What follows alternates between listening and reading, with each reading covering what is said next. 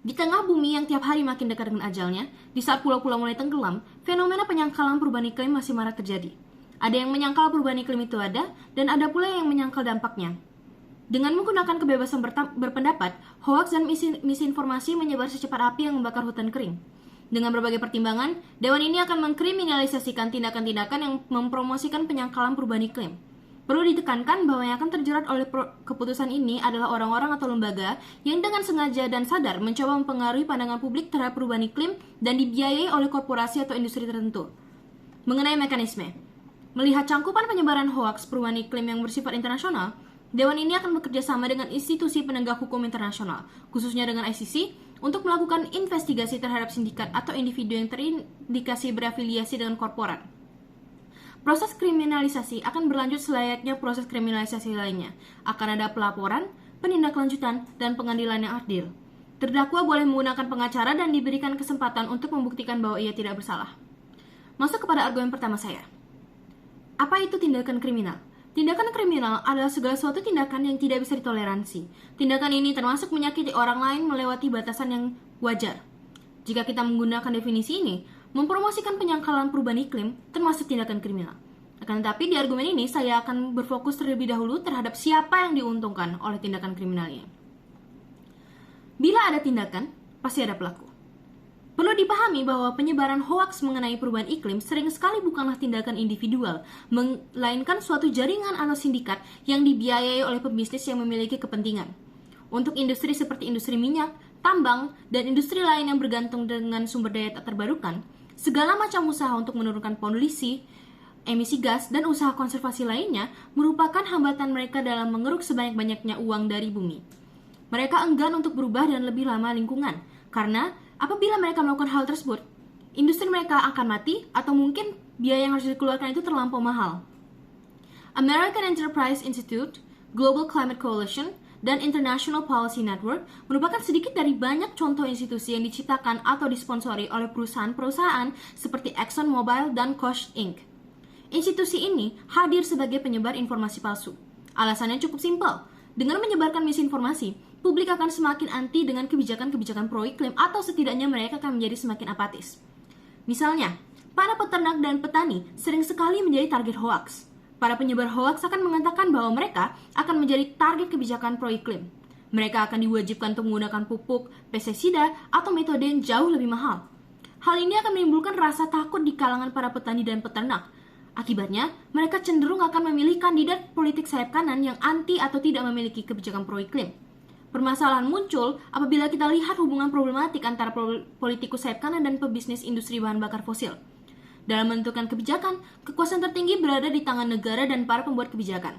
Akan tetapi, penyebaran hoaks dapat berujung dengan terpilihnya politikus yang lebih mementingkan kepentingan korporat, bukan masyarakat, apalagi iklim.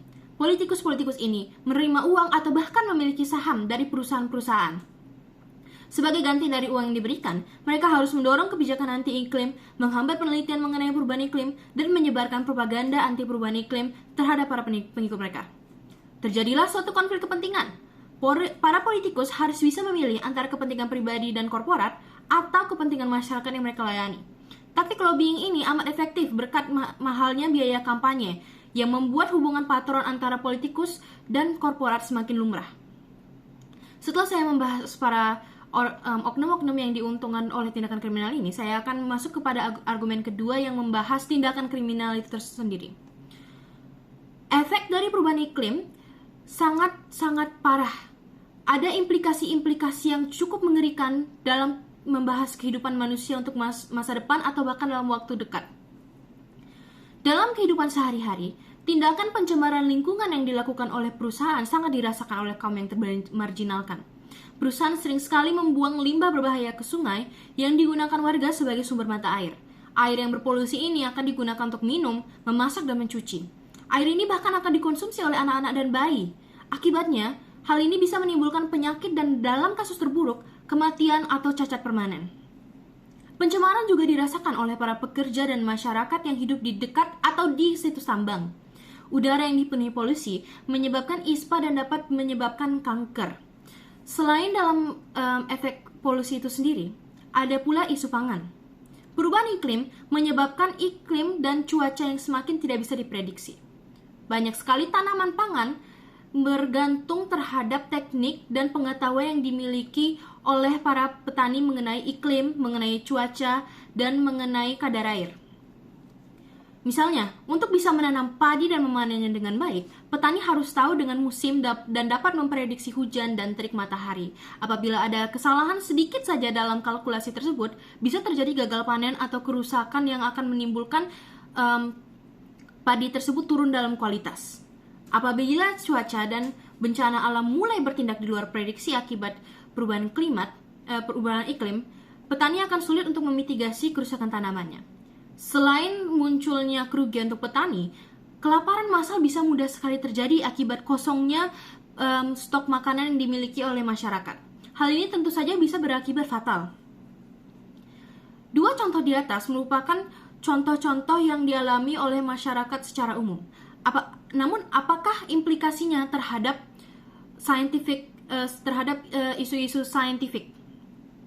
Perubahan iklim telah membawa banyak sekali malapetaka bagi bumi dan hewan-hewan yang ada di dalamnya termasuk manusia. Meningkatnya tinggi laut, hilangnya habitat, dan tenggelamnya negara-negara merupakan salah satu contoh-contoh dari efek nyata yang bisa kita teliti saat ini. Akan tetapi, berkat media sosial, para penyebar hoaks bisa menyebarkan kebohongan mereka secara lebih luas. Siapa yang menjadi salah satu korban? Ya, para peneliti perubahan iklim. Berkat diakuisisinya beberapa media sosial oleh oknum-oknum sayap kanan, harassment yang dilakukan terhadap para peneliti ini menjadi semakin parah. Misalnya, dengan dipecatnya beberapa orang-orang di akun X yang mengawasi hoax di media sosial X itu tersendiri, para peneliti perubahan iklim menjadi target membabi buta oleh massa berkat penelitian-penelitian yang mereka lakukan. Hal ini tentu saja menunjukkan bahwa kebencian masyarakat terhadap perubahan iklim semakin meningkat.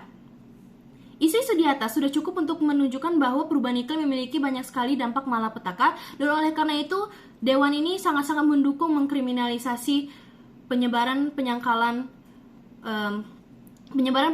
isu iklim. Terima kasih.